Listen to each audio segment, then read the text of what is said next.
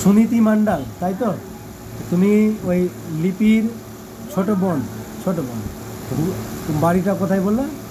হরিপুর। তুমি যখন আমার এখানে এসিলা কি কি কষ্ট ছিল?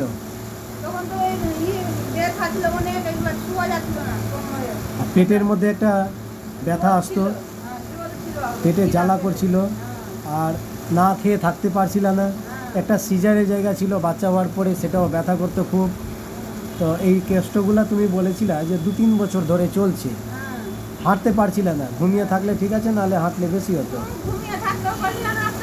আচ্ছা, তো দুটাতেই কষ্ট ছিল।